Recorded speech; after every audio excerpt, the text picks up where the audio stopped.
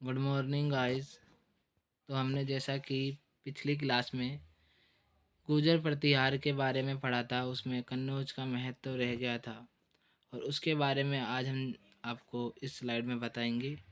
जैसा कि हम पहले ही देख चुके हैं, कन्नौज को 1836 में राजधानी बनाया गया था। उसके बाद हम महत्व के बारे में पढ़ेंगे। कन्नौज का महत्व। संभवतः इस शहर के सामरिक लाभों ने प्राचीन काल में इसे महत्वपूर्ण स्थान बनाया था।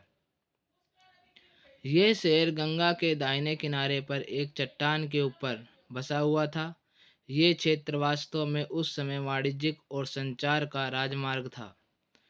इसके अतिरिक्त हर्षवर्धन का साम्राज्य पूर्व में यहीं से चलता है, इसलिए कन्नौज पर जिसका भी अधिकार था वह पूरे उत्तर भारत पर राजनीतिक अधिकार जता सकता था।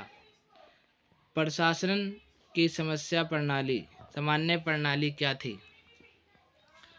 इन साम्राज्यों की प्रशासनिक प्रणालियों गुप्त साम्राज्य के विचारों और प्रथाओं उत्तर में हर्ष के राज्य और दक्कन में चालुक्यों पर आधारित थी। सम्राट की स्थिति। वह सशस्त्र बलों का प्रशासक और सेनापति दोनों था। वह एक भव्य दरबार में बैठता था, जिसके प्रांगण में पैदल सेना और घुड़सवार सेना के दस्ते तैनात रहते थे। उसके समक्ष युद्ध में पकड़े गए हाथियों और घोड़ों की परेड कराई जाती थी। उसके साथ शाही कक्षपाल भी थे, जो अक्सर राजा की प्रतीक्षा करने वाले जमींदारों, सामंतों, राजदूतों और अन्य उच्च अधिकारियों के आगमन और प्रस्थान की देखरेख करते थे। राजा का प्रभारी। राजा न्याय का प्रभारी भी होता था। दरबार न केवल राजनीतिक और कानूनी मामलों का केंद्र था, बल्कि सांस्कृतिक जीवन का भी केंद्र था। राजा वंशानुगत होते थे और ज्येष्ठ पुत्र आमतौर पर पिता का उत्तराधिकारी होता था, लेकिन उत्तराधिकारी के नियम उतने ही सख्त नहीं थे।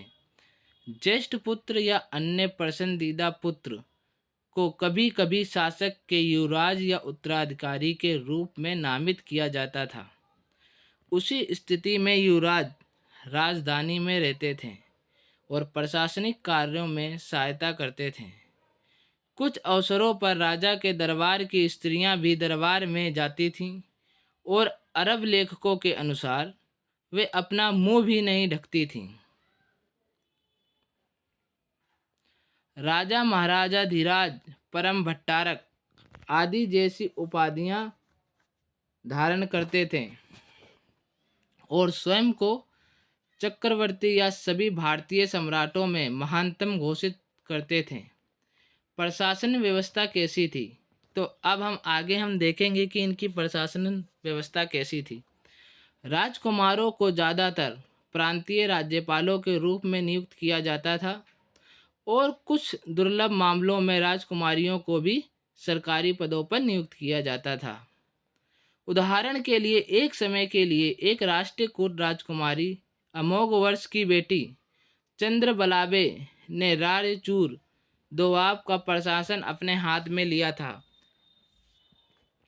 राजाओं को आमतौर पर ऐसे मंत्रियों द्वारा सलाह दी जाती थी जिन्हें प्रमुख परिवारों से चुना जाता था और जिनके पद कमोबेश वंशानुगत होते थे। पुरालेख और साहित्यिक अभिलेखों के अनुसार लगभग हर राज्य में एक विदेश मंत्री, राजस्व मंत्री, कोषाध्यक्ष, सेनापति, मुख्य न्यायाधीश और पुरोहित होते थे। पुरोहित को छोड़कर सभी मंत्रियों से आह्वान किया जाने पर सैन्य अभियानों का नेतृत्व करने की उम्मीद की जाती थी। तीनों राज्यों में एक बड़ी और सुव्यवस्थित पैदल सेना और घुड़सवार सेना थी। साथ ही बड़ी संख्या में युद्ध हाथी भी थे। पालों के पास सबसे अधिक हाथी थे, प्रतिहारों के पास सबसे अच्छी घुड़सवार सेना थी और राष्ट्रकूटों के पास सारे किले थे, जो विशेष सैनिकों द्वारा संरक्षित थे और जिनके अपने स्वतंत्र सेनापति होते थे। पैदल सेना नियमित और अनियमित दोनों तरह की टुकड़ियों के साथ साथ जागीरदारों से की जाने वाली उगाही की आपूर्ति से बनी थी। राजाओं और सामंतों के रूप में जाने जाने वाले उसके जागीरदारों के बीच युद्ध आम था। जागीरदार स्वायत्त रूप से क्षेत्रों पर शासन करते थे और वफादारी के सामान्य दायित्व से बंधे थे। एक निश्चित शुल्क आप्रित करते थे, सैनिकों के एक हिस्से की आपूर्ति करते थे और ज़रूरत या विदेशी हमले के समय राजा के साथ लड़ते थे। पाल और राष्ट्रकूट दोनों की अपनी नौसेना थी, लेकिन इस विषय पर इससे अधिक विवरण ज्ञात नहीं है। साम्राज्य के प्रशासनिक विभाग और उनके विवरण, क्षेत्र और विवरण हम देखेंगे। अब इस डायग्राम के माध्यम से हम समझ सकेंगे कि किस क्षेत्र में कौन देखरेख करता था। राष्ट्रपति या राज्यपाल की देखरेख में है। भुक्ति प्रांत उपरिका द्वारा पर्यवेक्षक, जो भू राजस्व एकत्र करने और कानून और व्यवस्था बनाए रखने के लिए जिम्मेदार था। मंडल या विषय जिला कहते थे, जिसे जिले के प्रमुख विषयपति से राजस्व संग्रहण और कानूनी व्यवस्था लागू करने के कार्यों को करने की अपेक्षा की जाती थी। पट्टाला जिले के नीचे स्तर पर गांव का समूह, इसके अध्यक्ष भोजपति होते थे। गांव का नेतृत्व ग्राम प्रधान और ग्राम लेखाकार करते थे तथा ये दोनों वंशानुगत पदों पर आसीन थे। ग्राम महाजन या ग्राम महातर के रूप में जाने जाने वाले गांव के बुजुर्ग द्वारा अक्सर उनकी सहायता की जाती थी। कुछ गांवों में स्थानीय स्कूलों, तालाबों, मंदिरों, सड़कों के प्रबंध और छोटे मोटे विवादों को निपटाने के लिए गांव समितियों का गठन किया गया था। इन उप समितियों ने ग्राम प्रधान के साथ मिलकर काम किया और उन्हें एकत्रित राजस्व का कुछ प्रतिशत भुगतान किया। इसी तरह की समितियां कस्बों में मौजूद थीं, जिनमें व्यापार संघों के प्रमुखों की भागीदारी थी। कोष पाल या कोतवाल कस्बों में कानून और व्यवस्था के प्रभारी थे।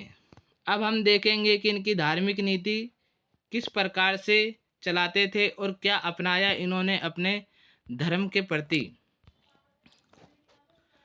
धार्मिक नीति धर्म के संदर्भ में अधिकांश राजा अपने विश्वासों और कार्यों में सहिष्णु थे, जो उदारता से हिंदू धर्म, कुछ शिव या विष्णु के भक्ति अनुयायी थे, बौद्ध धर्म या जैन धर्म का संरक्षण करते थे।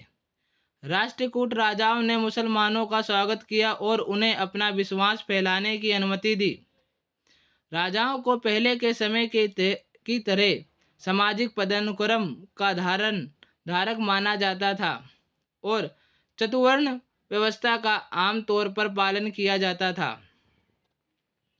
हालांकि राज्य इस अर्थ में अनिवार्य रूप से धर्मनिरपेक्ष था कि राजनीति और धर्म को अलग अलग रखा जाता था और धार्मिक कार्य राजाओं को प्रभावित नहीं करते थे।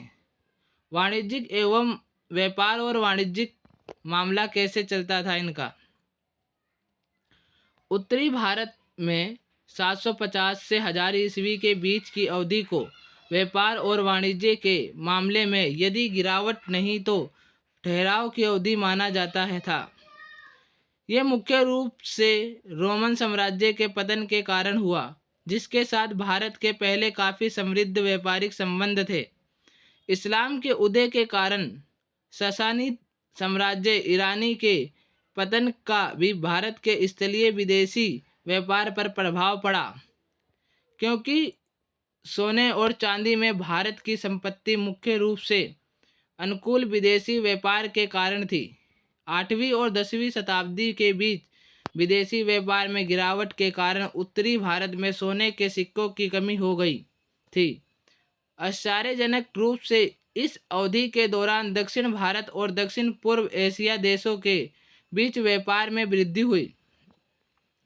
दिलचस्प बात यह है कि इस अवधि के दौरान लिखे गए कुछ धर्मशास्त्रों में व्यापार और वाणिज्य में कुछ गिरावट का उल्लेख हुआ है, जो उन क्षेत्रों में परे यात्रा को प्रतिबंधित करती है जहाँ मुंज घास नहीं उगती थी या जहाँ काला गजेल नहीं घूमता था। भारत के बाहर खारे समुद्र में यात्रा करना भी प्रदूषणकारी माना जाता था। प्रतिबंध का उद्देश्य भारतीयों को पश्चिम से इस्लाम और पूर्व में बौद्ध धर्म के वर्चस्व वाले क्षेत्रों की यात्रा करने से यथोत्साहित करना था, ताकि ब्राह्मण का प्रभुत्व बना रहे। 10वीं शताब्दी में पश्चिम एशिया और उत्तरी अफ्रीका में विशाल अरब साम्राज्य के उदय के साथ अंतर्राष्ट्रीय व्यापार और वाणिज्य धीरे धीरे सामान्य हो गया। समृद्ध अरब सम्राटों द्वारा भारतीय कपड़े, धूप और मसालों की मांग के परिणाम स्वरूप मालवा और गुजरात महत्वपूर्ण व्यापारिक केंद्र बन गए। सामंती व्यवस्था का उदय और सशक्तता क्या क्या थी वहाँ पे, कैसे सामंती व्यवस्था का उदय हुआ, देखते हैं।